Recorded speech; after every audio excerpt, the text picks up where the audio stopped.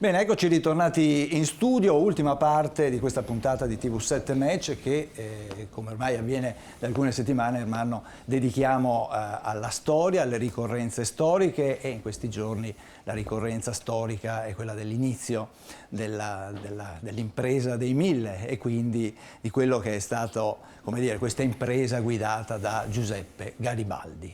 Giuseppe Garibaldi, conosciuto ai più come l'eroe dei due mondi. Ma questa sera ci domanderemo se è veramente l'eroe dei due mondi e chi è stato Garibaldi anche. Ma più che dell'impresa dei 1000 ne abbiamo parlato a suo tempo, ma le motivazioni soprattutto che hanno fatto scatenare questa sorta di rivalsa di Garibaldi nel cercare di andare a conquistare il regno delle due Sicilie, se poi veramente era intenzionato ad andare e per caso non era, invece era partito con l'idea di andare a riprendersi Nizza-Savoia, poi sconsigliato naturalmente dagli inglesi che dicevano è una battaglia persa, e lo consigliarono invece di andare verso il regno delle due Sicilie. E lì naturalmente tutti sappiamo la storia, ma cerchiamo di capire che è la figura di Garibaldi, questo personaggio, l'eroe dei due mondi, che invece sul dettaglio, sulla narrazione, naturalmente sulla ricostruzione storica di Garibaldi, ci sorprende un pochettino, perché un conto vederlo come un'immagine del grande unificatore dell'Italia, è un conto vederlo giorno per giorno, anno per anno, quando va nelle Americhe del Sud, nell'America del Nord, va in Cina, va in Africa, eccetera, qual è la sua reale attività. Ma anche c'è un altro aspetto, il grande videur, il tombeur de femme, che è appunto Garibaldi, che è un personaggio naturalmente che lascia leggermente sorpreso, ma questa era l'epoca.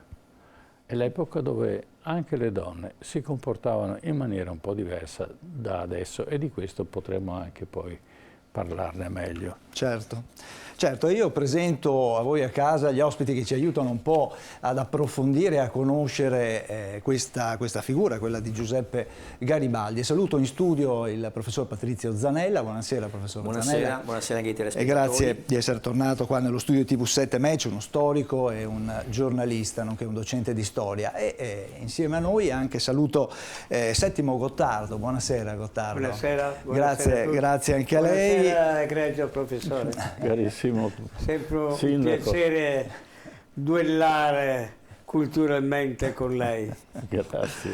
Ma cioè, un duello perché forse, no, insomma, duello, abbiamo parlato di guerra all'inizio, credo che forse sia più che altro uno scambio di opinioni, di idee, perché Ermanno, effettivamente sulla figura di Garibaldi si è creato un mito, ma ci sono anche tantissime incertezze. Beh, come tutte le storie dei grandi eroi, naturalmente si cerca sempre di mettere da parte certi avvenimenti che possono in qualche maniera, diciamo, mettere in discussione il personaggio. Ma di Garibaldi abbiamo tante fonti diverse, per esempio il Times di Londra, che allora commenta le attività di Garibaldi quando ancora Garibaldi non si è iscritto alla massoneria anglosassone, e quindi lo prendono un po' di punta, ma dopo diventa invece il loro personaggio preferito, tant'è che poi dopo l'unità d'Italia viene esiliato a Caprera, anche questo non si spiega, ma viene invitato ufficialmente dall'Inghilterra, dalla regina d'Inghilterra, e lì sarà osannato come in Italia non si fece mai. E questa è una delle problematiche per capire che cos'era l'Italia a quell'epoca, chi era Garibaldi, chi era realmente Cavour, chi stava dietro, chi era interessato all'unità d'Italia. Gli italiani per la maggior parte sicuramente no, il 99% no, poi il 10% magari potevano anche pensarla in maniera diversa, e c'erano i patrioti. Ma se andavi a domandare a un contadino cos'è l'unità d'Italia, manco ti sapeva rispondere, a parte che ogni regione aveva la sua lingua, Il veneto aveva la sua lingua, il siciliano aveva la sua lingua e non erano dialetti. Diventano dialetti dopo l'unità d'Italia, perché allora si assume una buona lingua condivisa ed è giusto che sia così. Ma a insegnare veramente l'italiano agli italiani non fu la scuola, ma fu la televisione italiana, la RAI, televisione italiana, peraltro facendo anche poi delle lezioni, il famoso insegnante che diceva non è mai troppo tardi ad imparare. Ma professor, che immagine ci può dare in questo senso, così come apertura, l'immagine di un Garibaldi che ha esperienze in Sud America, in Cina, in Nord America, in Crimea, a Costantinopoli piuttosto che in Africa. Ecco, questo personaggio possiamo dargli un profilo di qualche tipo. Chi era veramente Garibaldi? Derivata ovviamente dai suoi comportamenti. Garibaldi è da tutti considerato un eroe e un mito nello stesso tempo. Se guardiamo le gesta che ha compiuto da stratega, ci sono indubbie qualità. Quindi si può considerare uno stratega in battaglia, perché questo gli crea subito il fascino del trascinatore, riesce a riscuotere, a toccare anche le corde di chi abbraccia le sue avventure. A 26 anni è già un condannato a morte e deve scappare, questo giustifica la sua fuga in Brasile, in giovane età, si era già messo in mostra per questa sua. Quindi sotto questo aspetto abbiamo la cifra di un rivoluzionario che incarna i sentimenti delle istanze che in quel momento sono percepiti e sentiti come un bisogno di libertà dal basso. E lui li tocca, sa toccare queste corde. In politica, se guardiamo il politico, invece abbiamo l'ingenuo. Abbiamo un uomo non così tanto abile come il condottiero di folle, come il condottiero appunto dei volontari. In questo caso è, come si dice, emblematico il giudizio che gli dà Cavalletto, che lo definisce una meteora che passa, definito così Garibaldi, una meteora che passa. Alcuni anni dopo aver espresso questo giudizio si pentirà di aver liquidato Garibaldi così sulla nomea che si era costruito.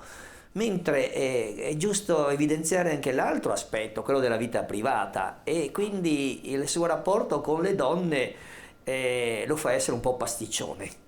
Ecco, pasticcione è il termine forse che definisce bene l'uomo, che con le donne, poi sarà interessante vedere le varie relazioni, ma ha rapporti smodati, non va certo per il sottile e quindi si avventura in ben 3 matrimoni, in ben 3 relazioni molto anche discutibili per certi aspetti, ma di ciascuna saprà prendere il meglio da queste donne, senza contare le migliaia di altre donne sempre pronte a offrirsi e la corrispondenza immensa di donne che gli scrivevano e per i quali lui aveva ormai a un certo punto, siccome voleva rispondere a tutte, chiedeva esplicitamente che gli mandassero anche il francobollo per la risposta, perché non ce la faceva più a rispondere anche di sua tasca con i francobolli stessi. Bene, Gottardo. Descrizione al volo di Garibaldi, poi entreremo nel dettaglio.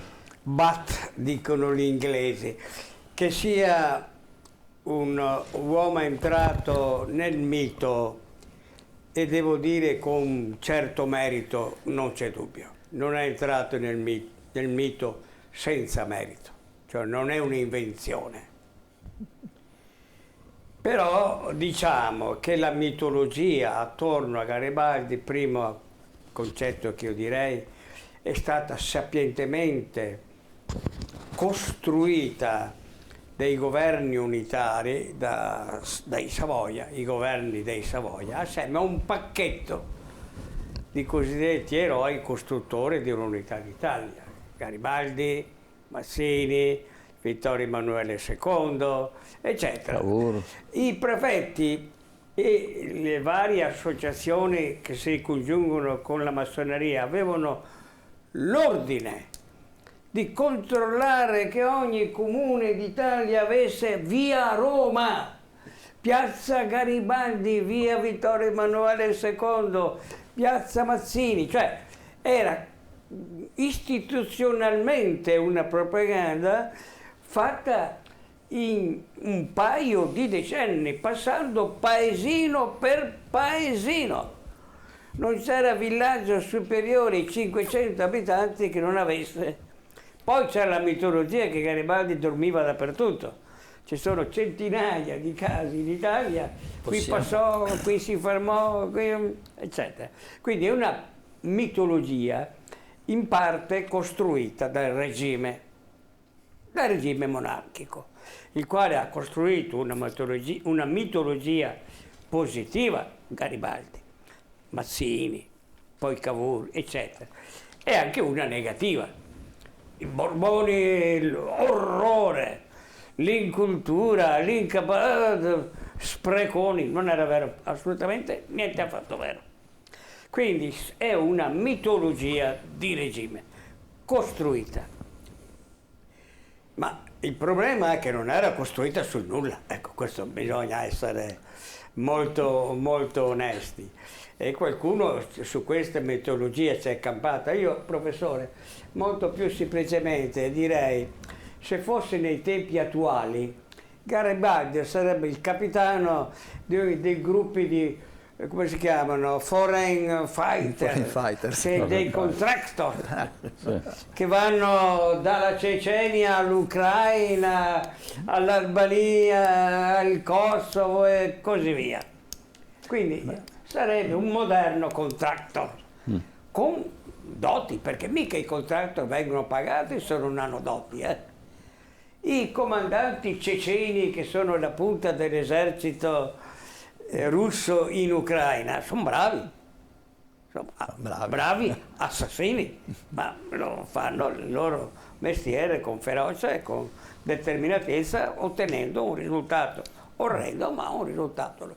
Quindi sarebbe più una cosa di questo genere, veniva usato sostanzialmente dalle elite internazionali massoniche.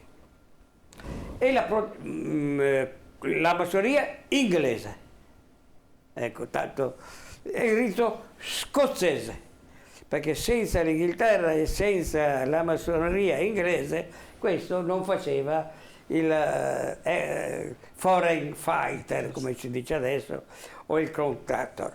L'ho fatto anche per il nostro paese in modo efficace. È certo che poi a un contractor, mica poi lo fa il ministro, professore. Lei mi ha detto, l'hanno messo poi a riso di capello. Ma certo, ma scusate, a un contractor poi lo fa fare il ministro, e il contratto finisce il contratto. Quindi io lo ridimensionerei. Poi c'è stata tutta una propaganda successiva un po' parassitaria, fino alle ultime elezioni italiane del dopoguerra, del 40, prima quelle amministrative del 46, poi quelle politiche del 48, dove Garibaldi veniva utilizzato addirittura dalla sinistra, che nei singoli paeselli di campagna vendevano l'immagine di Garibaldi dentro una stella dicendo che era San Giuseppe, per togliere i voti dei parroci o dei poveracci cattolici che non conoscevano la politica. Quindi lo strumentalizzano, ognuno lo tira da... Tu pensa a trasformare Garibaldi in San Giuseppe, ma la cosa è durata fino agli anni 60, non è che queste immagini sia subito spente. Anche nel ventennio Mussolini usava Garibaldi. Assolutamente sì, quindi... Ma io mi ricordo Spadolini, prima di essere presidente del Consiglio, gran massone Spadolini, era ministro della difesa e c'è da inaugurare una grande portaerei. Il governo aveva fatto una bellissima, per la verità è ancora in funzione, è una cosa importante, e la chiama Bene, allora io gli chiedo, vieni in visita padre, ma perché la chiami Garibaldi? Dico, trovare un nome un po' più moderno. No! Dice, io sono mazziniano, la corrente opposta a Garibaldi, dentro i movimenti. Però voglio dimostrare di essere equanime, sono anche uno storico. E me la fa lunga, dice, vabbè, hai ceduto a un ramo della massoneria e tutto va bene, però dico adesso non facciamo troppo retorica, stiamo lì, certamente sappiamo bene che mica potevi chiamare una nave portaerei San Domenico Savio. Capisco bene, la chiami Garibaldi, morta lì, non facciamo propaganda per propaganda, però resta un foreign fighter, si direbbe adesso, un contractor di grande valore, importante per l'Italia, con alcuni punti oscuri sugli inglesi. Scusami, quando succede in Sicilia l'eccidio di Bronte, dove i contadini si aspettavano che questo restituisse la terra, facesse anche un po' di azione sociale. Questi qua Danilo Biggio li fa fare tutti. Ma perché a Bronte? Bronte era un feudo inglese, era il feudo del duca di Wellington, che era stato regalato dal re di Napoli a Wellington, perché Wellington e gli inglesi li avevano tutelato finché lui era in esilio in Sicilia. Peraltro Wellington, punti anche un po' oscuri, diciamo. Peraltro Wellington era l'amante di Maria Sofia, che era la moglie di Francesco II di Borbone. E anche su questa Maria Sofia poi la troveremo più avanti in alcuni episodi oscuri della nostra storia post-risorgimentale, arriviamo fino a Umberto I. Certo. È sempre quella, è sempre quella. È la mandante di Brescia, gli paga il traghetto dagli Stati Uniti a Londra. È una bavarese, della famiglia reale di Bavaria, Wittelsbach. Bene, allora facciamo un breve riassunto di quelle che sono le avventure di Garibaldi in giro per il mondo. Era anche lui un grande pirata e un grande, diciamo, condottiero, tra virgolette. Lui non sapeva condurre un esercito, la sua tattica era una tattica di guerriglia e la impara nel Sud America e poi la utilizzerà in tutte le fasi successive, ma solo questo tipo di attività bellica riesce a gestire. Non riuscirà mai a gestire dei veri eserciti, ma al di là di questo vediamo il primo contributo. La madre lo avrebbe voluto prete, ma lui, Giuseppe, sarà marinaio, brigante e condottiero iscritto alla Giovane Italia e poi alla loggia massonica inglese e sarà fautore delle fortune inglesi nel Mediterraneo. Giuseppe Garibaldi nasce a Nizza nel 1807 da una famiglia agiata. Appassionato del mare, a 16 anni si imbarcò per il primo viaggio per Costantinopoli, così seguendo la carriera del padre, Domenico, originario di Chiavari, armatore di un piccolo veliero da carico. Giuseppe, a 26 anni, comandante di una nave e in viaggio sul Mar Nero, apprende da alcuni passeggeri dei progetti rivoluzionari di Giuseppe Mazzini e successivamente decide di aderirvi. Così, tornato a Nizza, si iscrive alla Giovane Italia, la patriottica loggia mazziniana. Garibaldi, uomo d'azione, è assillato dall'idea di passare dalle idee ai fatti. Mazzini, repubblicano e antimonarchico, si attiva contro i Savoia e fomenta i moti rivoluzionari di Genova, a cui partecipa Garibaldi come organizzatore, per cui è condannato a morte dal governo sabaudo. Ripara a Marsiglia, poi in Tunisia e nel 1835 parte per il Sud America e va a Rio de Janeiro su indicazione di Mazzini, dove la popolazione di Rio Grande do Sul aveva dichiarato l'indipendenza dall'impero del giovane dodicenne Don Pedro II. A fomentare la rivolta di Rio Grande era il mazziniano Conte Livio Zambeccari, massone e fondatore della loggia Ausonia di Torino nel 1859, da cui nascerà il Grande Oriente d'Italia con Zambeccari, primo gran maestro. Con imprimatur di corsaro, datogli da João Manuel de Lima, Garibaldi diventa il pirata di Rio Grande e da tale si comporterà secondo gli articoli che compaiono sul quotidiano Time di Londra. Tale patente lo giustifica a fare ciò che vuole per mare e nei fiumi e nei villaggi. Per circa 12 anni Garibaldi è il corsaro predatore in Sud America, legalizzato e giustificato da sedicenti movimenti insurrezionali. Le prede più ambite erano le navi spagnole al servizio degli inglesi che monopolizzavano il commercio di quelle aree. Nei 12 anni sudamericani Garibaldi, più che un eroe, è un incursore responsabile di stragi e saccheggi. I suoi seguaci, denominati garibaldini, vengono reclutati soprattutto tra gli oriundi o migranti italiani. Questa masnada di criminali si sente autorizzata a depredare ovunque lungo i grandi fiumi e i mari tra Uruguay, Argentina e Brasile. Durante una di queste scorrerie conosce la 17enne Anita, già sposata a 14 anni e madre di 2 bambine. Come è consuetudine, Giuseppe, in arte Garibaldi, se ne appropriò e perfino la sposò, applicando il principio di vedovanza. Della fine del primo marito, meglio tralasciare per non distruggere la mitica coppia.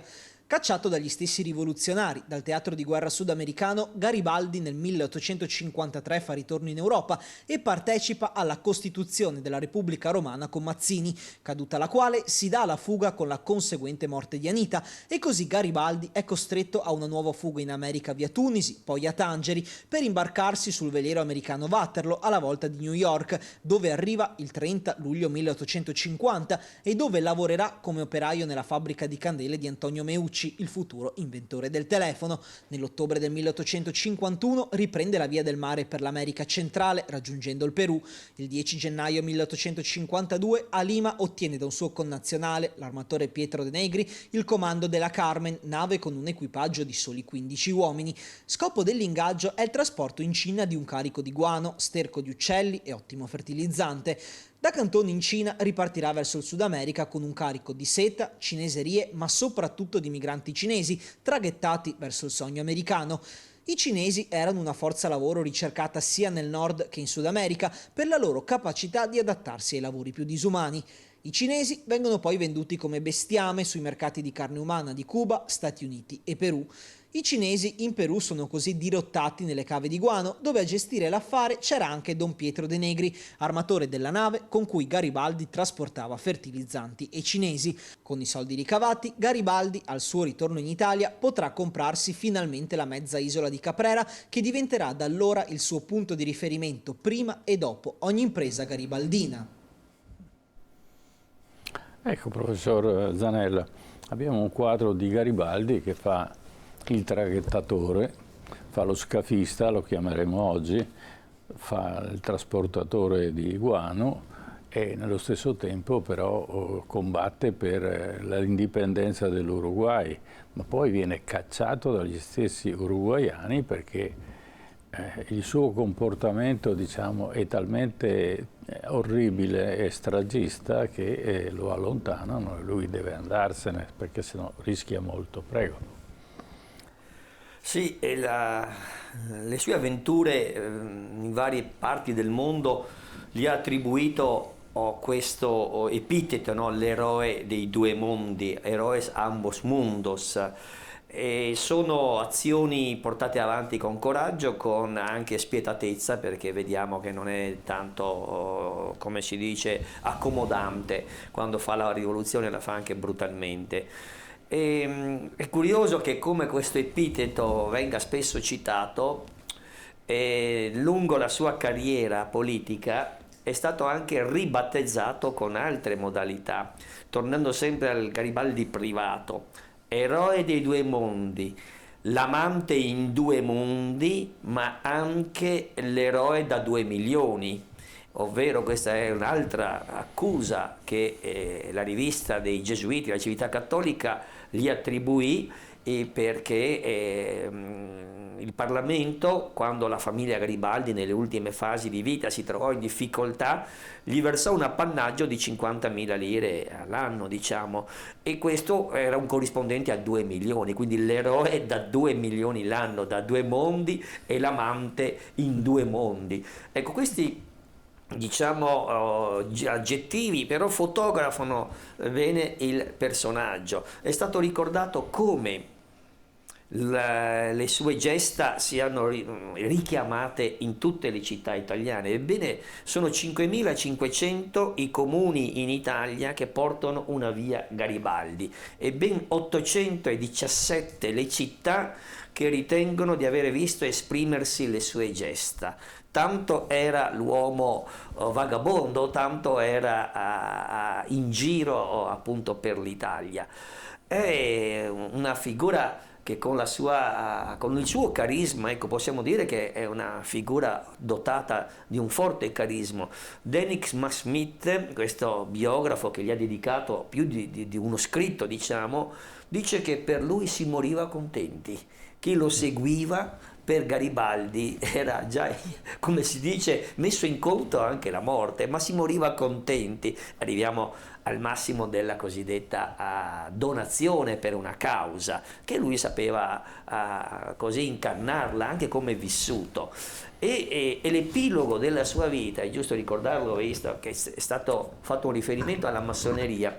Lui, poco prima di morire, nel 1862, lo incoronano grande maestro d'Oriente d'Italia di rito scozzese. Giustamente è stato richiamato questa sua appartenenza. Massoneria che sostanzialmente finanziò abbondantemente tutta la spedizione dei 1000. Sì, ma i garibaldini poi erano, diciamo, come venivano reclutati i garibaldini? Perché c'era anche un altro detto molto popolare: mi raccomando, dicevano in Veneto, non sta a fare il garibaldin, cioè non sta a fare il birichino, diciamo in maniera molto leggera, non sta a fare il delinquente. Quindi diciamo che i garibaldini erano felici perché povera gente e diciamo incapaci di avere un proprio ruolo nella società, l'ultima ratio era quella di andare a fare il garibaldino, perché in qualche maniera si mangiava e si poteva anche vivere abbastanza bene rispetto alla media italiana. Questo, professore, lo descrive benissimo Luchino Visconti in un episodio del film meraviglioso che si chiama Il Gattopardo. Il nipote del principe di Lampedusa diventa garibaldino con lo sbarco. A un certo punto Garibaldi ha successo, prende tutta la Sicilia, ritorna dallo zio, questo nipote garibaldino, con la divisa dell'esercito italiano. Ah, dice, sì, adesso dice, non sono più garibaldino, sono un uomo d'ordine, sono un soldato di Sua Maestà, non andiamo più a rubare le galline. Sì. Adesso abbiamo lo stipendio. Quindi i garibaldini erano considerati, come tu dicevi, un po' così. Sono un po' raccattati, ecco, meno peggio. Però non erano tutti così. C'erano anche personaggi intellettuali spinti da reale passione patriottica. Basta leggersi il padovano Ippolito Nievo, un grandissimo garibaldino, e lui lo scrive nelle sue memorie, le memorie di un italiano, e padovano verace, e lui era un intellettuale, motivava con passione civica, patriottica, quindi sì, c'era, come si dice, sempre un mix, ma questo mix veniva contenuto, perché, se mi permette, professore, sto mitico Garibaldi era veramente un bel personaggio, perché era vero che si scatenava con le donne di tutto il mondo, però lui aveva anche il freno a mano, sapeva anche frenare, perché lui era un agente. Lui non ha mai fatto il salto, era un agente d'assalto. Finito l'assalto, ora finiva la missione. Lui non era inconcepibile, anche se il regime temeva che lui avrebbe potuto fare il ministro, il capo partito. Lui non l'ha mai fatto. Lo temeva Cavour, lo temeva Vittorio Emanuele II. Ma lui non è mai uscito del suo rango, lui ha sempre fatto l'agente e quando era ora frenava, obbedisco, dice quando va nel Trentino per anticipare la terza guerra di indipendenza. Lo richiamano indietro, obbedisco. Quando finito di conquistare la Sicilia, entra nel regno di Napoli, viene pure ferito lì Aspromonte. all'Aspromonte, però poi gli mandano al dispaccio, tu devi incontrare il re e devi dire saluto il re d'Italia, non pensare mica che tutto quello che hai fatto adesso ti metti a capeggiarlo tu. E lui saluto a Teano, saluto il re d'Italia. Passa. Quindi è un personaggio, diciamo, nella sua così di grande contractor di guerra in mezzo mondo, ha un suo fascino, ha una sua disciplina. Sì. Non è privo di disciplina, ecco, tutto qua. Ma mi sembra e di se sentire... il Parlamento, scusatemi, qui dissento con i miei amici del Vaticano, ma se il Parlamento gli assegna un vitalizio notevole, ma scusate, se l'ha guadagnato sul campo, poco gli hanno dato. Lui poi non conosceva la vita di consumi, non era un consumista, era uno spreco. Era molto sobrio. E sì. Quindi ciò che gli hanno dato era il minimo del riconoscimento di uno dei protagonisti che ha costruito il paese. È vero poi, che era poi se voglia l'hanno anche rovinato, però lui ha partecipato alla vera costruzione. Ci sono tanti punti interrogativi. Quanto ha guadagnato nella spedizione dei 1000 e quanto invece ha sperperato tanto, perché era un uomo che non aveva limiti. No, tanto. Tanti ne aveva e tanti ne buttava, per qualsiasi motivo. Chi invece era un solerte risparmiatore era Nino Bixio, difatti divenne molto ricco. Ma a proposito di Cavour, il signor Garibaldi ebbe uno scontro. Nel maggio aprile-maggio del 61, in Parlamento a Torino, Garibaldi aggredì in maniera molto focosa Cavour e gli diede del codardo e gli diede naturalmente vari epiteti. Gli avevano scritto un bel discorso, ma lui naturalmente a leggere si imbalbettava e quindi non riusciva a proseguire. Buttò via il pezzo di carta e incominciò a braccio a prendere, diciamo, a male parole il signor Cavour, tant'è che a un certo punto fu interrotto questo dibattito in Parlamento, i due non si salutarono più e fu Vittorio Emanuele II che li richiamò e gli obbligò addirittura a stringersi la mano, ma solo per questo si strinsero la mano, perché chiaramente erano di posizioni totalmente diverse e parliamo di denaro, non parliamo di patrioti, perché i patrioti senza denaro non c'è patriottismo, ve lo garantisco, se non quelli che vengono così ingannati con delle idee molto belle, ma poi che fruttano a quelli che di soldi ne vogliono fare. Quindi il signor Garibaldi è un uomo di grande capacità operativa, però di scarsa capacità di, diciamo, raccogliere e fare una fortuna a modo suo. Quindi è costretto alla fine il governo italiano a riconoscergli questo minimo. Ma lui prima di morire fa comprare da sua moglie, l'ultima moglie, una bellissima villa in Liguria, e dove naturalmente quindi i soldi evidentemente ne aveva, professore. Anche Caprera è un'isola che compera con i suoi risparmi o con i emolumenti ricevuti dal governo. Sì, però è giusto dire una cosa, che in un primo momento, quando il Parlamento stanzia questa cifra appunto per la sua famiglia, lui lo rifiuta. No, non vuole, si rende conto forse dell'incongruenza, ma poi le difficoltà economiche aumentano, si doveva pur campare e accetta la donazione deliberata, anche perché al governo c'era andato Agostino De Pretis, uno dei 1000, e questo comincia già a avere un'altra visione. Va detto un'altra cosa, che attorno alla figura di Garibaldi è girato tanto denaro, ma attorno alla sua figura, cominciando dai suoi familiari, c'era una torma di approfittatori. C'era una torma di familiari C'erano i garibaldini. C'erano i garibaldini, chiamiamo... Nino Bixio per primo. Ecco, quello che è curioso è Ippolito evidenziare Nievo per secondo. che l'uomo si dice, almeno guardando anche Scirocco, uno dei biografi più qualificati, dice che lo spirito francescano il Nizzardo l'ha sempre mantenuto.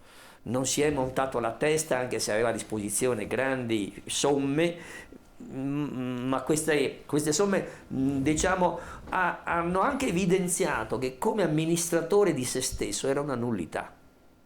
No, sprecava, non sapeva il valore dei soldi. Della sobrietà. Ecco, questa sì. Sul piano sobrio sentimentale non era sobrio. Non era sobrio. E neanche sugli slanci patriottici e militari non era sobrio.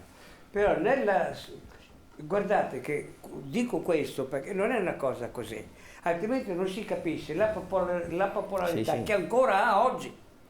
Ma questo, diciamo che il mito è una cosa e Garibaldi è un'altra. No, ma il mito ha sempre radici, altrimenti non è mai déraciné, dicono i francesi, non è mai sradicato. Vi racconto un piccolissimo episodio a cui ho assistito da bambino attraverso la traduzione dei miei fratelli maggiori. I democristiani di allora, siamo negli anni 50, nella città di Padova, sindaco, il mio grandissimo modello che era Crescente, sì. decide Quello di sloggiare Garibaldi. Tomberà il canale dei ponti romani. Nessuno è senza peccato. Decide di sloggiare, spinto anche dal vescovo Baudouin di allora, di sloggiare Garibaldi da piazza Garibaldi. Esatto. Lo prende e dice no, siamo democristiani, questo era un massone, era un laico, mangia preti, qui non è giusto. Qui c'era la Madonna una volta, la Madonna dei Noli, ci riportiamo alla Madonna e sloggiamo Garibaldi. Detto fatto, lo sloggia, poi io le ho costruito, quando sono stato sindaco, una collocazione un po' più consona, vicino alla Cappella di Scrovegna, abbiamo questo suo esilio, questo suo sfratto abbellito un po'. Però dice Crescente, la piazza non ritorniamo più a chiamarla piazza Madonna dei Noli, si chiamava così storicamente, rimane piazza Garibaldi. Quindi concede ai massimalisti cattolici e al vescovo Bordignon lo sfratto, però dice no, è nel cuore della gente. E la piazza l'ha mantenuta quel nome, come oggi. C'è la Madonna in mezzo sopra una colonna che è un falso storico, non ne ha fatto una colonna romana, è un falso che hanno fatto imitazione della colonna della Madonna di Piazza di Spagna, è un falso storico. Però lui dice no, il nome rimane, il nome noi non lo togliamo. Per dire quindi la forza di una tradizione che aveva anche e i politici intelligenti queste tradizioni le sanno cogliere, non è che ne abusano.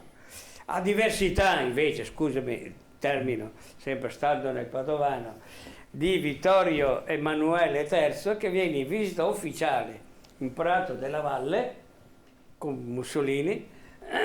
Allora, in un atto di piaggeria estrema, il podestà fascista di allora cambia la tabella del Prato della Valle e scrive Piazza Vittorio Emanuele.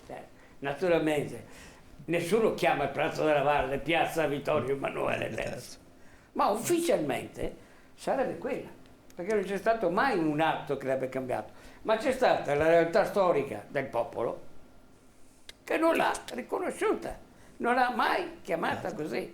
Mentre la realtà storica, sempre del popolo Garibaldi, ha apprezzato che aveva messo all'ingresso del giardino con onore, con decoro. Quindi questi personaggi nella mentalità popolare mantengono la riconoscenza, perché con tutti i difetti umani che ci sono, questo era un po' vagabondo, però un grande servizio al paese l'hanno reso, e quindi rimane anche nel cuore della gente. Altrimenti non ne avrebbero trasformato la sua immagine durante le elezioni del 48 in una specie di San Giuseppe laico. Poi i voti ne ha presi pochi, per la verità, perché la gente è più furba, capisce bene come stanno le cose. Ma non vorrei mica la propaganda. Io vorrei risponderti sulla sacra immagine della piazza di Garibaldi.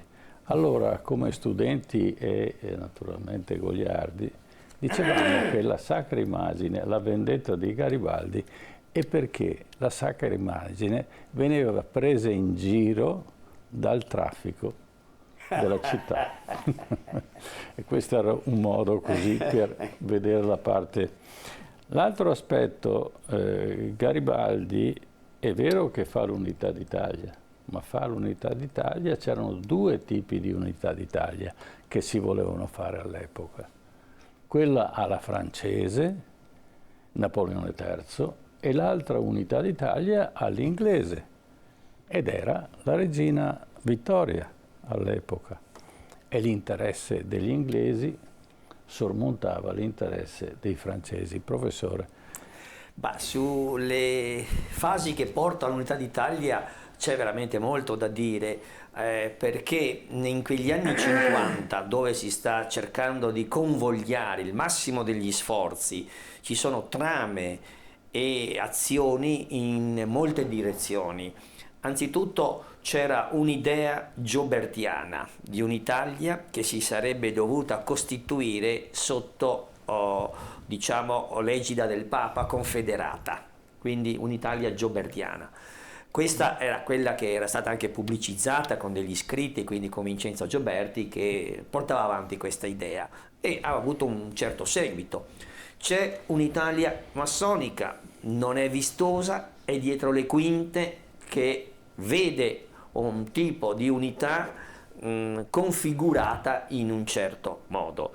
Poi c'è l'Italia appunto alla francese, come lei l'ha evidenziato, dove non era neanche previsto il Regno del Sud, ma doveva fermarsi a malapena alla Sardegna, alla Repubblica Cisalpina, a queste parti più del centro-nord, più che andare a prendere il sud. C'era un'Italia che tutto sommato poteva anche rimanere spezzata. Quindi abbiamo almeno 3 o 4 o 5 idee di Italia.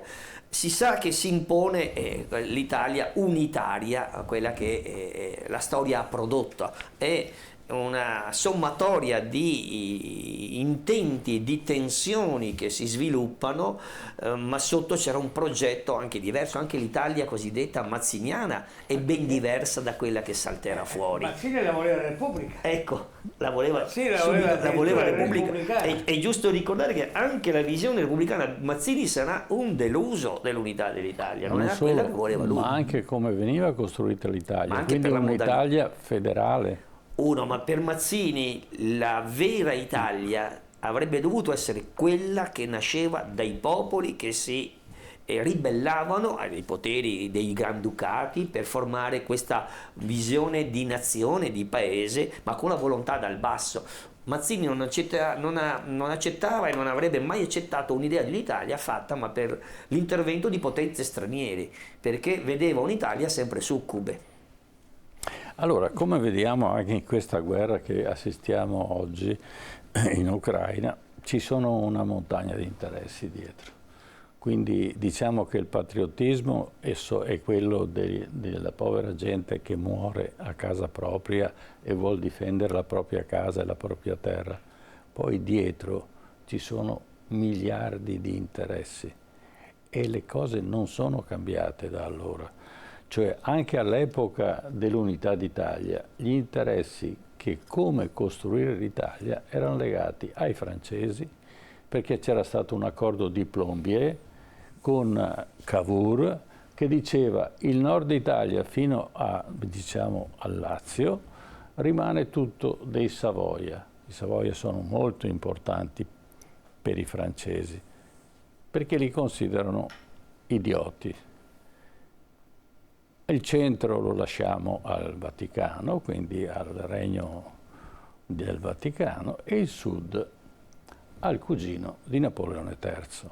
Perché il sud era così ambito da parte dei francesi? Perché era l'area più ricca d'Europa, con le banche più ricche d'Europa. Nonostante c'erano altre banche, ma furono distrutte dall'invasione di Napoleone. Sia la Repubblica di Genova sia la Repubblica di Venezia furono annientate da Napoleone. E che cosa lasciò Napoleone? Lasciò in mano agli inglesi le famose vie della seta e si appropriarono di questo. Però i Borboni riuscirono a creare uno Stato con tutti i limiti dell'epoca, con tutti i sistemi limitati dell'epoca, anche con una visione diversa della politica, chiaramente vista come un regno e non come una repubblica, quindi limitata in questo senso, vedono e costruiscono un regno il più ricco. Se facciamo riferimento allo spread di oggi, chi faceva spread, e c'era anche all'epoca, era il regno delle due Sicilie. Cioè l'impero asburgico, l'impero d'Austria, i suoi titoli valevano meno dei titoli dei Borboni. E questo era. Tant'è che l'Austria cosa fa? Manda le sue fanciulle più nobili a Ferdinando II, quando muore la cugina, perché Francesco II è figlio, è un Savoia, la madre è una Savoia, quindi i Savoia espropriano un territorio di un Savoia, tanto per dire. Ma poi mandano un'altra, quando muore di parto la madre di Francesco II, mandano un'altra nobile austriaca. È importante mantenere un rapporto fondamentale, questo era. E poi la moglie di Francesco II, il figlio di Ferdinando II, sposa Maria Sofia, che è la sorella di Sissi. Ed è bellissimo, no? Cioè, dentro, immerso nel regno delle due Sicilie, c'era un pezzo di dinastia della austriaca ed era importante. Ma questo naturalmente nuoce alla Francia e nuoce all'Inghilterra, perché la flotta del Regno delle Due Sicilie era una flotta molto importante, non era una cosa da poco, e quindi contrastava con tutti gli interessi che inglesi e francesi avevano sul Mediterraneo, che poi passava per i Dardanelli, arrivava fino in Georgia e lì terminava la via della seta. Lì imbarcavano tutte le merci che arrivavano dalla Cina e le portavano in Europa ed era un business che non finiva mai. L'altra strada bisognava doppiare il capo di Buona Speranza, ma era una cosa praticamente impossibile e poco vantaggiosa. Quindi gli inglesi vogliono tenere il Mediterraneo, i francesi vogliono tenere il Mediterraneo e chi è al centro del Mediterraneo è il Regno delle Due Sicilie. È qui che nasce il problema, come fare l'unità d'Italia e a chi la diamo. Allora se voi guardate il profilo di Vittorio Emanuele II, per gli inglesi era il regnante ideale, non capiva nulla, era uno stupido integrale, no? Non per offenderlo, ma tale si comportava. Quando c'è la seconda guerra di dipendenza, dice vai a salutare Napoleone III che sta combattendo per te, dice ma lui non è un nobile, è un déjà vu, è un poveraccio, poi ha fatto carriera, ma non so, io ho una famiglia che ha 1000 anni di... no? E cosa fa Napoleone III? Interrompe la guerra di dipendenza, dice adesso ve la fate voi, per il resto il Veneto è rimasto agli austriaci, no? Ecco, questo era il personaggio. Ma cosa fa? Che battaglie ha fatto Vittorio Emanuele II in tutta la guerra di dipendenza? Nessuno.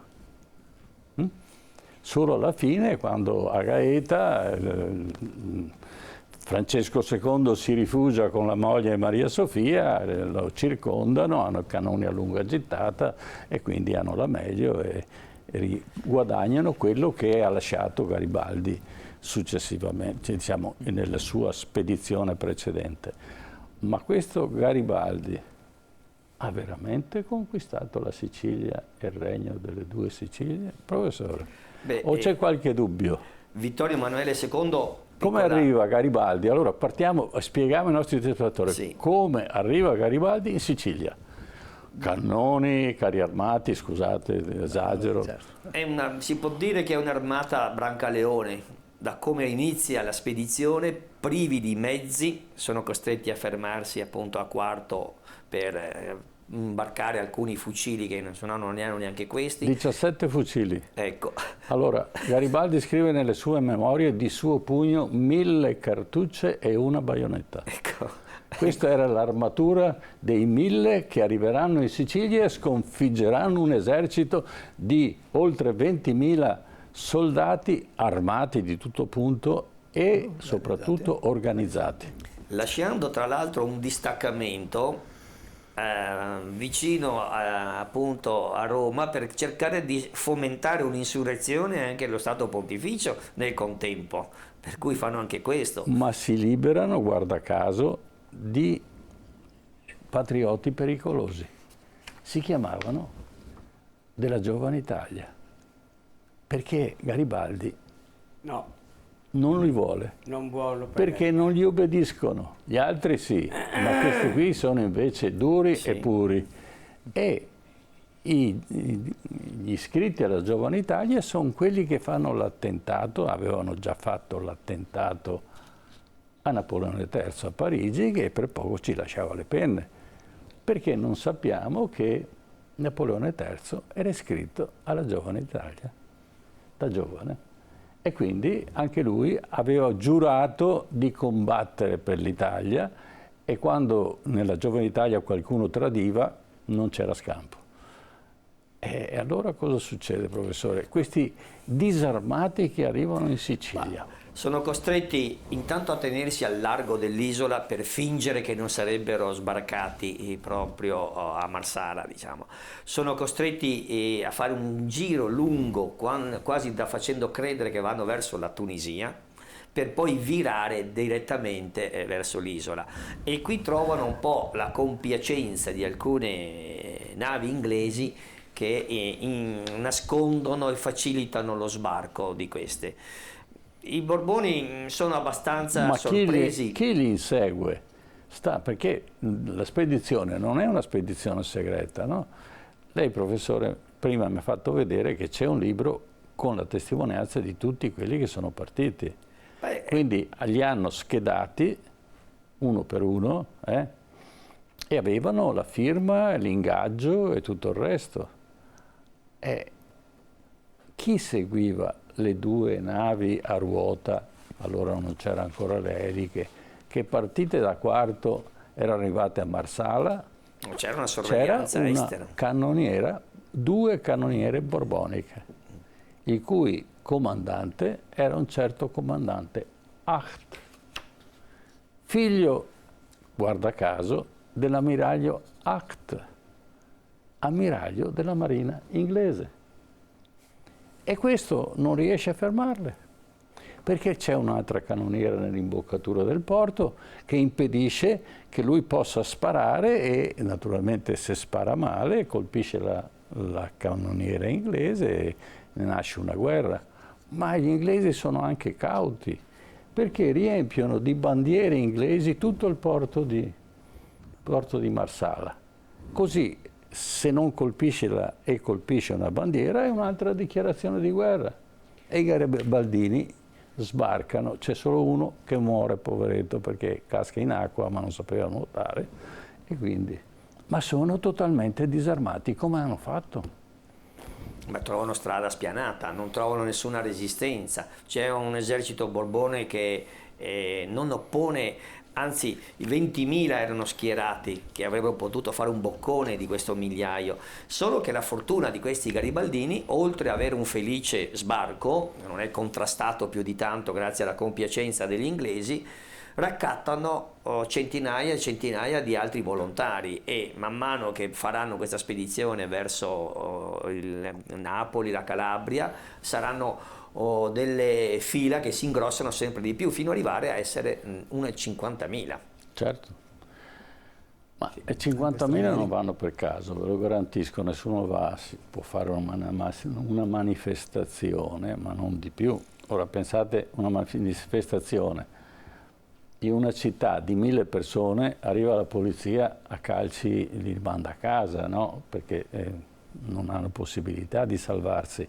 È vero che gli inglesi avevano fomentato una sorta di rivoluzione in Sicilia, ma puntano tutti, ed aspettarli sono 3.500 soldati armati a tutto punto, di ungheresi comandati da inglesi, che naturalmente fanno quello che devono fare. Ma soprattutto c'è un particolare: vengono comprati uno a uno tutti i generali borbonici, perché la truppa è fedele, i generali no. E la prima spedizione che fanno, appena smontano, prendono la strada per Palermo. E a Palermo cosa trovano? Il banco di Sicilia. Il Banco di Sicilia, che era la seconda banca più grande d'Europa. Il Banco di Sicilia. Gli storici attualizzano al 1995 quanto denaro sonante, una volta si batteva perché era di metallo prezioso, conteneva quel banco, che aveva i solai puntati con dei travi perché altrimenti crollavano, sacchi pieni. Tant'è che Nino Bixio, che diventerà il direttore del Banco di Sicilia, dice: dormivo disteso sui sacchi di grano d'oro. Come insegna il Gattopardo, professore? Loro tranquillizzano tutta l'aristocrazia feudale siciliana, la garantiscono. Quando hanno garantito tutta, poi scatenano, diciamo, le populace, il popolino direbbero i francesi. Quello lo tirano su. No, ma il Garibaldi, attenzione, quando Garibaldi interviene contro Cavour ad aprile del 61 nel Parlamento di Torino, dice: io avevo promesso ai siciliani la terra, e la promette, e i siciliani gli vanno incontro e si arruolano. Per questo diventano 50.000, ma il direttore del Banco di Sicilia è Ippolito Nievo.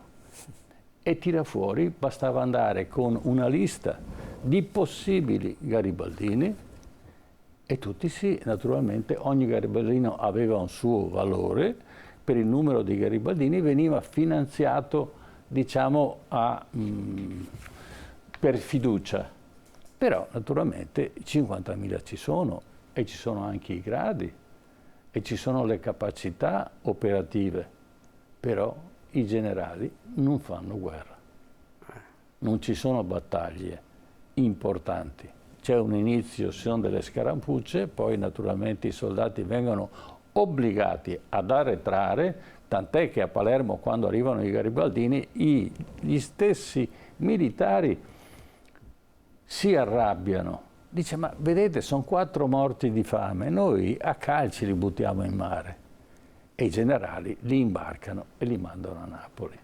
È tutto premeditato. Da aggiungere anche una compiacenza dei cosiddetti capi famiglia e anche capi mafia, perché bisognava avere questo tipo di alleanza per entrare in questi paesi. Questi capiscono che i nuovi arrivati sono anche quelli che faranno la loro fortuna, si libereranno facilmente di questo potere borbonico un po' inviso, quindi trovano anche un po' di accoglienza, si direbbe, oltre che di motivazione ideale. C'era anche una accoglienza attesa in alcuni paesi dove si schierano apertamente, perché l'ordine anche di chi gestiva le famiglie anche a livello di clan e di mafia era quello di preparare la strada a questo arrivo.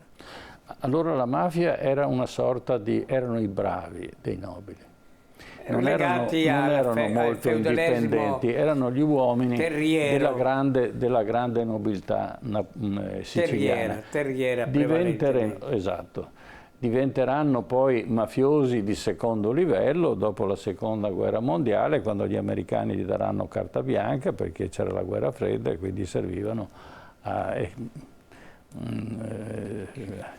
E succederà poi che ci sono delle rivolte successivamente nel 48, nel 50 eccetera, e c'è il bandito Giuliano con tutto quello che ha fatto eccetera.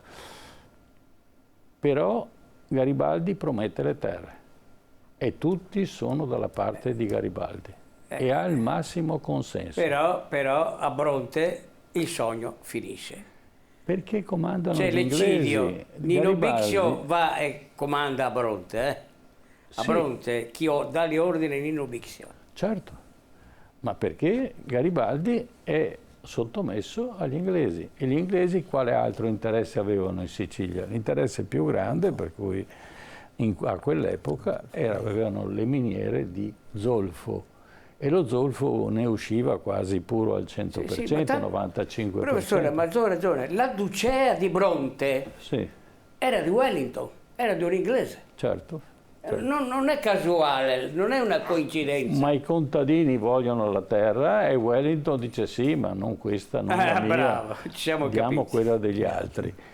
E abbiamo la narrazione di Ciaula scopre la luna, quel bambino che veniva usato per scavare, come tutti i bambini siciliani dell'epoca della zona, scavavano per tirar fuori lo zolfo. E lo zolfo era come il petrolio oggi. Nasceva la chimica, nasceva sia per diciamo, scopo bellico, ma anche per scopo agricolo.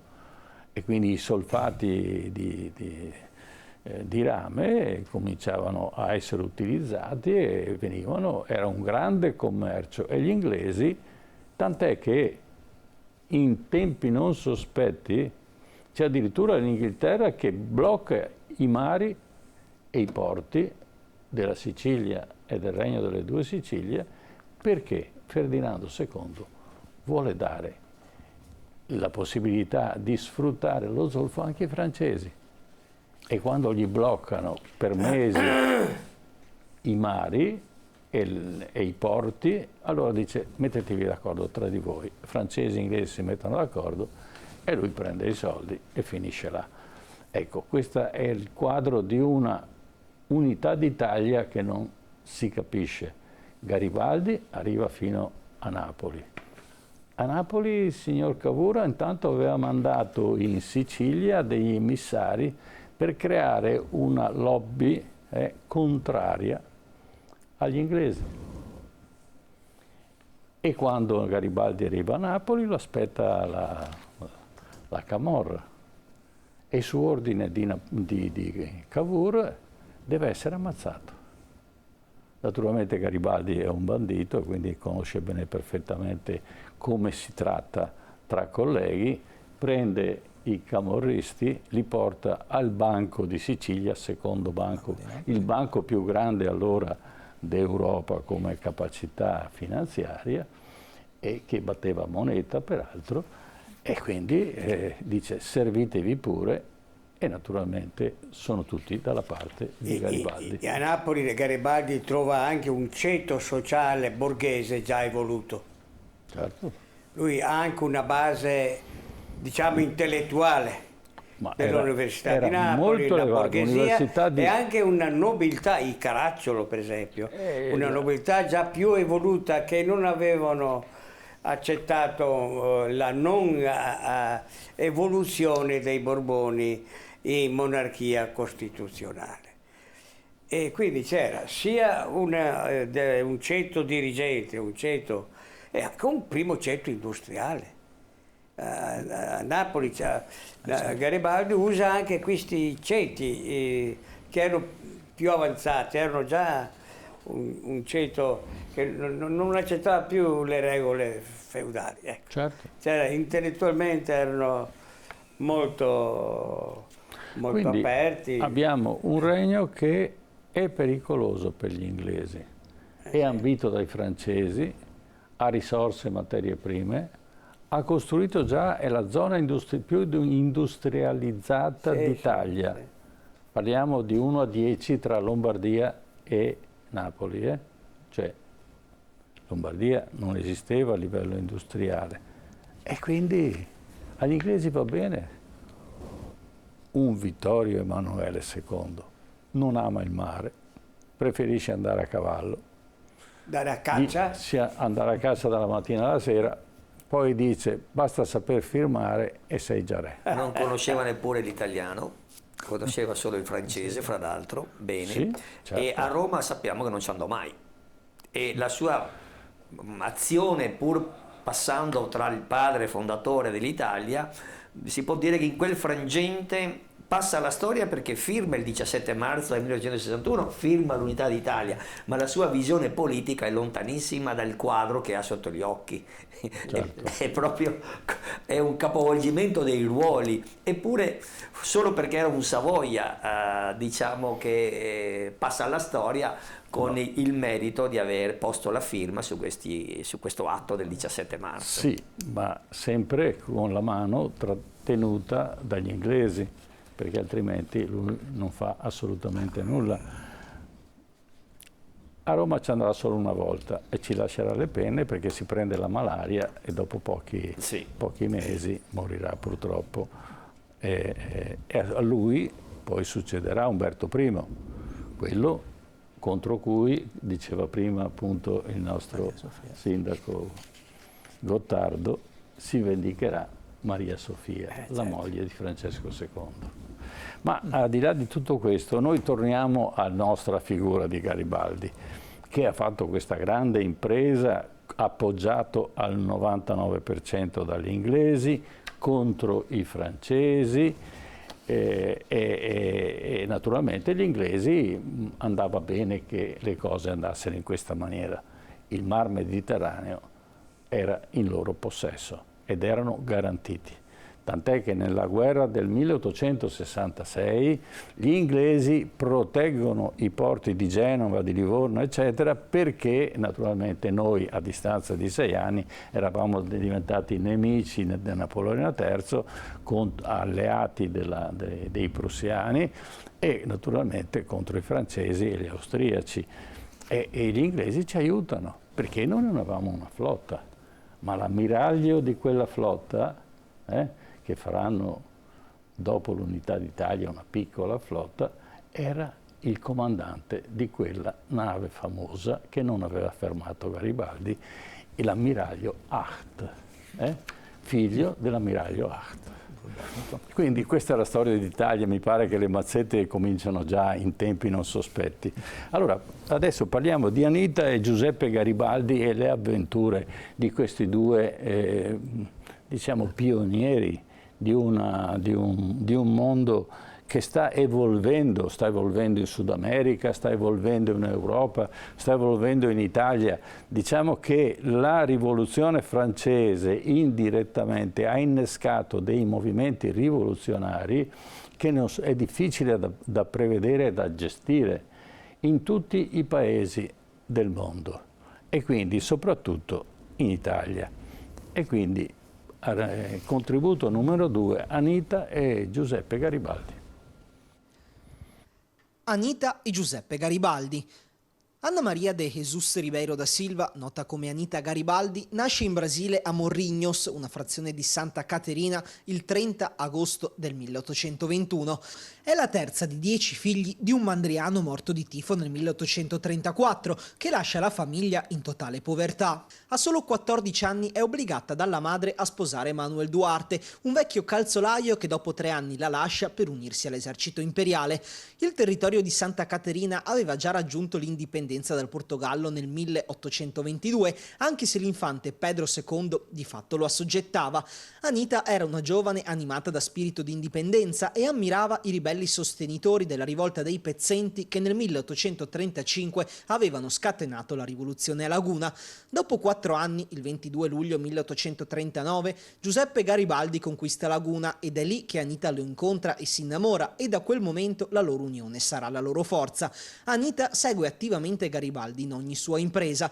Nel 1840, fatta prigioniera dalle truppe imperiali, fugge per ricongiungersi con Garibaldi. Dopo la morte del marito si sposano a Montevideo, in Uruguay, il 26 marzo 1842.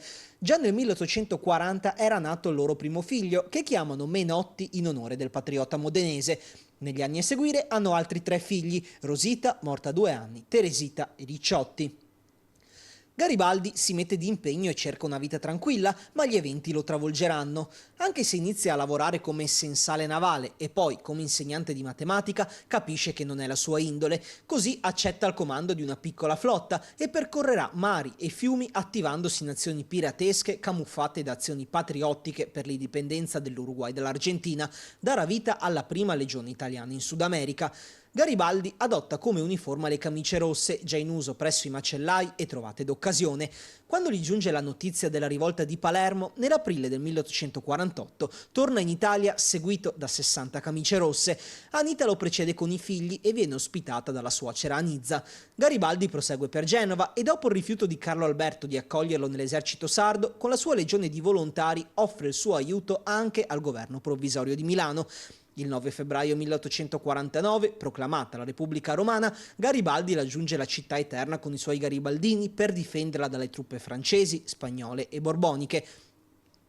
Anita, incinta al 4º mese, abbandona i figli alla suocera e cerca di raggiungere Giuseppe. Arrivata a Roma il 26 giugno, pochi giorni dopo, il 4 luglio 1849, la resistenza romana cede e Garibaldi fugge con 4.000 uomini inseguito dai soldati dei 3 eserciti. Nonostante ciò, Anita non lo abbandona, si taglia i capelli e indossa le vesti dei garibaldini, sale a cavallo per andare a Venezia, ultimo baluardo repubblicano in Italia. A San Marino la brigata si scioglie. A Cesenatico i garibaldini prendono il mare, ma nelle paludi di Comacchio cadono in un'imboscata. Garibaldi e Anita si salvano con pochi compagni. Anita è in preda alle febbri malariche, a cui si somma la gravidanza e gli stenti, è in gravissime condizioni. Nei pressi di Lugo di Romagna la lascia in affidamento in un casolare di contadini a cui Garibaldi dà una cospicua somma perché venga custodita con l'intento di tornare a prenderla appena superato il pericolo. Quando torna, però, la giovanissima Anita non c'è più, ne ritrova la famiglia a cui l'aveva affidata. Anita muore a soli 28 anni ed è forse sepolta sotto la sabbia nei pressi della fattoria.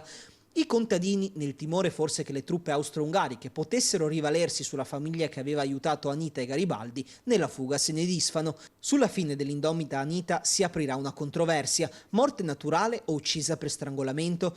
L'autopsia aveva stabilito la morte per strangolamento, ma il referto sarà poi pietosamente smentito dallo stesso medico che aveva esaminato il cadavere di Anita. Morte naturale e non omicidio.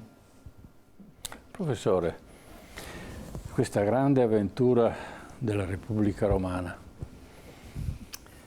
è un passaggio molto importante sul piano dell'identità, del valore, del riconoscimento di quei principi che i popoli richiedevano in primis, ma è un fuoco di paglia perché 1848-49 dura poco nonostante l'avventura di Manin a Venezia eccetera, quindi le cose non vanno, bisogna ristabilire un po' tutto e prepararsi per le nuove battaglie e le guerre di indipendenza che verranno dopo.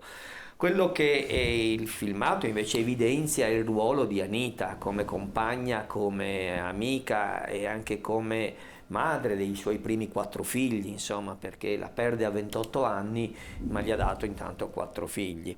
C'è da dire che le avventure con le donne, come abbiamo già detto fin dall'inizio, di Garibaldi sono le più libere, ma sono di una libertà totale per cui persino Garibaldi non si fa nessun scrupolo di soffiarle ai tenenti, ai generali, agli amici e ai compagni che ha vicini.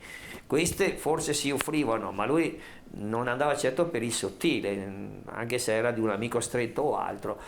E lui si sposerà 3 volte. È curioso tenere presente il secondo matrimonio con Francesca Raimondi.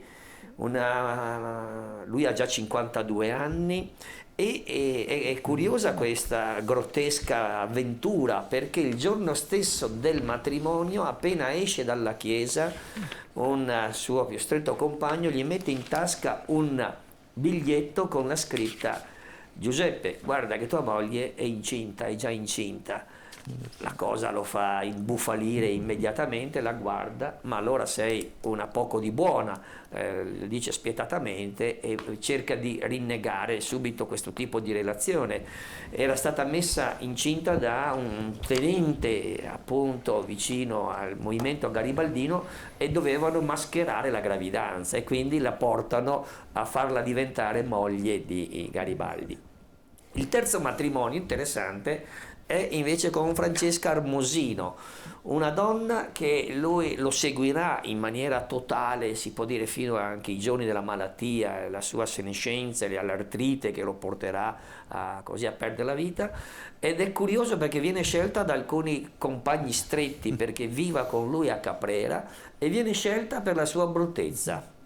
È curioso perché Caprera, essendo un'isola con poca presenza di donne, Garibaldi capisce che se porta una delle sue tante belle donne o tante fiamme non sarebbe stata solo sua. Quindi viene scelta una donna anche apparentemente non appetibile proprio perché gli sia da compagna, gli conquisterà la fiducia, gli sarà vicino, sarà veramente una terza moglie ma anche sposa che lo assisterà fino alla fine dei suoi giorni. E quando muore Garibaldi, è curioso anche questo aspetto, quando muore Garibaldi lui aveva espresso la volontà di essere cremato. Tra l'altro era anche un rito che veniva fatto da tanti massoni in questo periodo, da cremazione, ma i familiari preferiranno appunto l'imbalsamazione. Certo.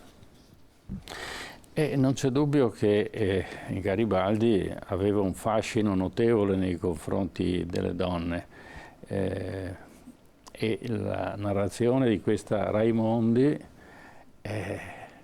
lui rimane ospite della Raimondi, la Raimondi non lo vuole, poi quando rimane incinta lo ospita per diciamo, un po' di giorni, lui si rompe una gamba e quindi resta diciamo, legato, una volta non c'era il gesso, in qualche maniera lo trattengono e quando guarisce lei dice vedi sono incinta. Sì, ma nel mito quella che resiste è Anita, nel mito, ed è una che sì, contribuisce al mito di Garibaldi con le donne in modo positivo. È una storia di amore, sangue e morte. No, siamo in pieno romanzo ottocentesco, sì, romantico, quindi fedele, amore, morte, sangue, solo Victor Hugo poteva scrivere un romanzo del genere. Certo. E lei è la Anita, che è la base femminile della costruzione del mito di Garibaldi. E certo, quando si parla di Garibaldi, le altre donne spariscono, tutte. Allora facciamo vedere l'ultimo contributo, è Garibaldi, Anita e tutte le altre, perché Garibaldi era un tomber de femme. Giuseppe Garibaldi e le sue donne. C'erano due cose che non mancavano a Garibaldi, il patriottismo e le donne. Nella sua vita Giuseppe Garibaldi ne ebbe innumerevoli, incurante sia che fossero promesse o consorti di amici o alleati, domestiche o nobili, belle o brutte. Così era e non esitava a portarsele a letto, purché ancora sospirassero. L'illusione del matrimonio era la sua vera mossa vincente, così dalla desiderata veniva a sua volta desiderato. Fu forse la fama, fu forse l'intraprendenza o forse il mito che l'essere femminile desidera. Saranno forse i motivi per cui le sue alcove furono contese da innumerevoli donzelle. Era un amante assai poco sentimentale, ma piuttosto un mordi e fuggi dell'epoca. Lui, già di indole stragista, applicava tale principio anche nei rapporti muliebri. Dal Sudafrica alla Cina, dall'Africa alla Crimea, dalla Lombardia alla Sicilia. Fu lui l'eroe predatore di varie etnie femminili e in tal senso fu assolutamente antirazzista. Quelle che conosciamo sono le avventure più note, come quella di Emma Roberts, che a Londra, rimasta affascinata da Garibaldi, si innamorò di lui perché le prometté, come era sua consuetudine, di sposarla, ma guarda caso, qualche giorno prima del matrimonio Garibaldi fuggì insalutato sposo, ma però accompagnato nella fuga da un'amica di lei, la giornalista Jessie White. Con Jessie Garibaldi si trovava assai meglio perché era giovane e brillante, amava la politica, era disposta a combattere ovunque, anche a letto, per sostenere la causa italiana, eppure l'eroe. Emma Roberts, sbigottita, accettò malvolentieri di restare non più moglie ma semplice, casuale compagna d'alcova. Tra le altre conquiste troviamo Garibaldi alle prese con Madame Louise Collet, libera e procace poetessa, già impegnata in 1000 imprese amorose che con Garibaldi diventano patriottiche. Alla fine della spedizione Garibaldi, arrivato a Napoli, ha il suo quartier generale per l'accoglienza nel Palazzo d'Angri. Così la bella Louise non tarda a raggiungerlo nella sua camera e Garibaldi al termine del conflitto si espresse positivamente per aver conosciuto, in senso biblico, la vera donna nonché la vera amante d'Italia. E ciò avviene alla vigilia della dichiarazione dell'Unità d'Italia. Così Louise e Jessie White si dedicarono alla cura dei garibaldini feriti e daranno loro accorato ultimo sollievo. Louise annovera il rapporto con Garibaldi tra i più performanti della sua amorosa esistenza. Louise, all'ultima fase della sua vita, si recherà a Caprera, ormai malata, e Garibaldi si prenderà cura di lei, e da qui l'adagio: finché v'è respiro, v'è speranza. Pur di attrarre di tanto in tanto l'eroe nella sua alcova, la gentildonna londinese, Mrs. Daidery, si assunse l'oneroso compito di educare i figli che lui ebbe da Anita. Garibaldi seduceva le altrui mogli, figlie o amanti di amici o sostenitori e finanziatori. Condivise l'alcova con Mary Sally, moglie di un deputato inglese, dopo che l'eroe fu ospite nella sua sontuosa villa all'isola di Wight. Dopo la partenza di Garibaldi, lei lo tempestò di appassionate missive d'amore, rinvangandogli gli appassionati attimi condivisi. Altra nobile conquista fu Speranza von Schwarz, la bella e raffinata baronessa. Garibaldi a prima vista le chiese di sposarlo perché questa era la via più rapida per possedere una donna. Lei capì e rifiutò, così l'amplesso fu più sincero e cordiale. Speranza, ad ogni sua chiamata, non mancò mai di presenziare con passione. Così quando Garibaldi si ritirò la prima volta a Caprera non mancò di sedurre la giovane cameriera Battistina Rovello, peraltro bruttina, e sempre con la fantomatica scusa di sposarla, ma poi addusse la scusa che non era stato ancora dichiarato vedovo di Anita, morta da poco. Così si liberò dell'impegno e passò ad altre imprese. Sempre a Caprera Garibaldi ebbe l'ultima amorosa e mulibre impresa, anche questa volta con una governante di origine armena, e il si accompagnarono nel 1865, nonostante Garibaldi avesse ormai 58 anni e lei appena 17, come la maggior parte delle donne dell'eroe dei due mondi, Anita compresa. Nel 1880 la sua precedente fedifraga consorte, nonché contessa Giuseppina Raimondi, ottiene da lui il divorzio per regolarizzare il suo rapporto con il patriota avvocato Ludovico Mancini di Milano. Così, appena 2 anni prima della sua morte, Garibaldi può regolarizzare il riconoscimento dell'ultima moglie e dei 2 figli, Manlio e Clelia, avuti da Francesca Armosino, la sua badante, che sposerà nel 1880. Ecco, professore, una conclusione su questo personaggio. Ma io direi che il personaggio Garibaldi lo richiamo con alcuni elementi che ormai sono affidati alla storiografia. Una lettera autografata di Garibaldi è stata venduta all'asta per 800 euro. Esiste un pesce nel mare del nord, appunto, che porta il nome di Garibaldi per il suo colore arancione, in memoria delle camicie nere. Ci sono ben 3 città in Argentina e anche negli Stati Uniti e in Brasile che si chiamano Garibaldi. E ultima, ulteriore curiosità, il fatto che già finché era in vita un produttore inglese mise nome a dei biscotti Garibaldi ed ebbe subito successo anche solo come prodotto. Direi che fra i 4 padri fondatori dell'Italia, Cavour, Mazzini, Vittorio Emanuele II, Garibaldi è l'unico che è biografato in 66 lingue straniere. È vero, Garibaldi comunque era un personaggio tutto diverso dagli uomini dell'epoca, riesce a costruire una sua fama ed è abile in questo senso, ma soprattutto riesce a essere un uomo operativo. Si dava da fare, quando voleva ottenere una cosa la otteneva, non solo le donne ma anche molte altre cose. Ci sarebbe da parlare per una trasmissione intera e forse una serie di trasmissioni, perché quello che si sa di Garibaldi è sempre assai troppo poco. Quello che naturalmente oggi ereditiamo da Garibaldi è l'unità d'Italia e lo ringraziamo per questo. Grazie degli ospiti. Certo, grazie al professor Patrizio Zanella, a Settimo Gottardo per essere stati con noi, per averci aiutato un po' ad approfondire e a conoscere un po' di più questa figura di Giuseppe Garibaldi. Prima di salutarci, come sempre, ricordiamo i nostri ospiti silenziosi, Julian Assange, Aung San Suu Kyi e Patrick Zaki. Per loro non ci sono novità in questi giorni, però sicuramente in questi momenti in cui ci accorgiamo, l'abbiamo visto anche parlando di Garibaldi, dell'importanza dell'informazione, fa specie vedere che ci sia un assoluto silenzio su alcune situazioni come quella di Julian Assange, che ricordiamo rischia l'estradizione negli Stati Uniti, dove potrebbe restare in carcere a vita per aver resi pubblici i crimini di guerra compiuti dalle forze occidentali, dagli Stati Uniti in Iraq e in Afghanistan. Così come resta un silenzio su quelli che sono la violazione dei diritti umani in Birmania, dove Aung San Suu Kyi è in carcere ed è stata condannata e deve subire altri processi. La stessa cosa per Patrick Zaki, che deve attendere il 21 di giugno per affrontare una nuova udienza del suo processo. Per tutti e tre noi chiediamo libertà e giustizia e continueremo a ribadirlo. Allora ci fermiamo qui, grazie ai nostri telespettatori che ci hanno seguito. Appuntamento a venerdì prossimo, TV7 Match, ore 21. Noi ci siamo e vi aspettiamo. Buona serata.